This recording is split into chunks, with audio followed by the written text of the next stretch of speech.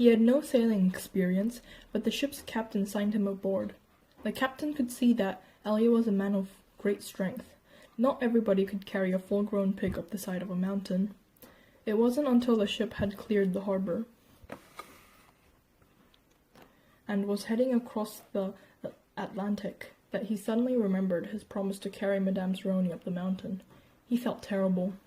He wasn't afraid of the curse. He thought that was a lot of nonsense. He felt bad because he knew Madame Zeroni had wanted to drink from the stream before she died. Zero was the smallest kid in Group D, but he was the first one to finish digging. "You're finished?" asked Stanley enviously. Zero said nothing. Stanley walked to Zero's hole and watched him measure it with his shovel. The top of his hole was a perfect circle, and the sides were smooth and steep. Not one dirt clod more than necessary had been removed from the earth. Zero pulled himself up to the surface. He didn't even smile. He looked down at his perfectly dug hole, spat in it, then turned and headed back to the camp compound. "Zero's one weird dude," said Zigzag. Stanley would have laughed, but he didn't have the strength. Zigzag had to be the weirdest dude Stanley had ever seen. He had a long skinny neck, a big round head with wild frizzy blonde hair that stuck out in all directions. His head seemed to bob up and down his neck, like it was on a spring. Armpit was the second one to finish digging. He also spat into his hole before heading back to the camp compound.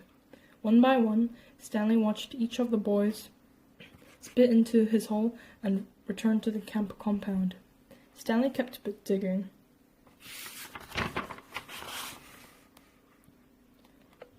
His hole was almost up to his shoulders, although it was hard to tell exactly where the ground level was because his dirt piles completely surrounded the hole.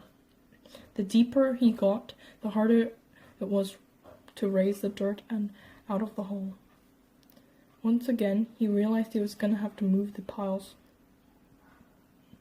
His cap was stained with blood from his hands. He felt like he was digging his own grave. In America, Elia learned to speak English. He fell in love with a woman named Sarah Miller. She could push a plow, milk a goat, and most important, think for herself. She and Elia often stayed up half the night, talking and laughing together. Their life was not easy. Elia worked hard, but bad luck seemed to follow him everywhere. He always seemed to be in the wrong place at the wrong time. He remembered Madame Zeroni telling him that she had a son in America. Elia was looking forever for him.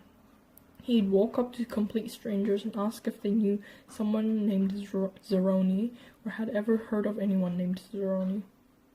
No one did. Elia wasn't sure what he'd do if he ever found Madame Zeroni's son anyway. Carry him up a mountain and sing the pig lullaby to him? After his barn was struck by lightning for the third time, he told Sarah about his broken promise to Madame Zeroni. "I'm worse than a pig thief," he said. "You should leave me and find someone who isn't cursed." "I'm not leaving you," said Sarah, "but I want you to do one thing for me." "Anything," said Elia. Sarah smiled. "Sing me the pig lullaby." He sang it for her. Her eyes sparkled. "That's so pretty. What does it mean?" Elia tried his best to translate it in Latvian to English, but it wasn't the same. "It rhymes in Latvian," he told her. "I could tell," said Sarah. A year later, their child was born. Sarah named him Stanley because she noticed that Stanley was Yelnats spelt backwards. Sarah changed the words of the pig lullaby so that they rhymed, and every night she sang it to little Stanley.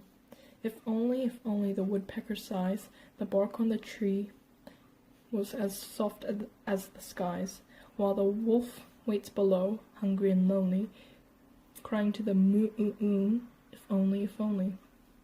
Stanley's hole was as deep as his shovel, but not quite wide enough on the bottom.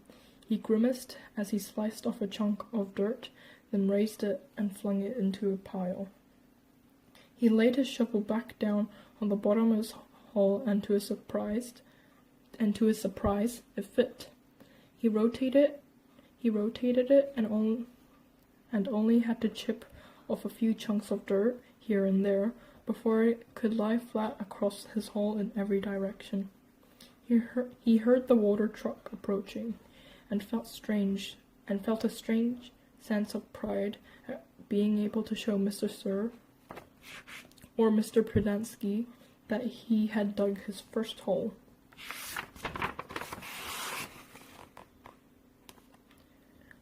He put his hands on the rim and tried to pull himself up. He couldn't do it.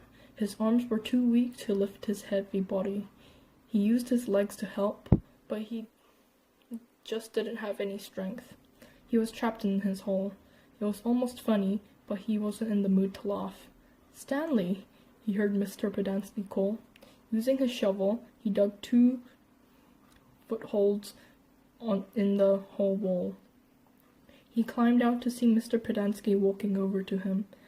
"I was afraid you'd fainted," Mr. Pedansky said. You wouldn't have been the first."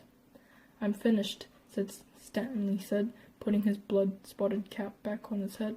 "All right," said Mr. Pedansky, raising his hands for a high five, but Stanley ignored it. He didn't have the strength. Mr. Pedansky lowered his hand and looked down at Stanley's hole. "Well done," he said. "You want to ride back?" Stanley shook his head. "I'll walk." Mr. Pedansky climbed back into the truck without filling Stanley's canteen. Stanley waited for him to drive away and took another look at his hole. He knew it was nothing to be proud of, but he felt proud nonetheless. He stuck up his last bit of saliva and spat.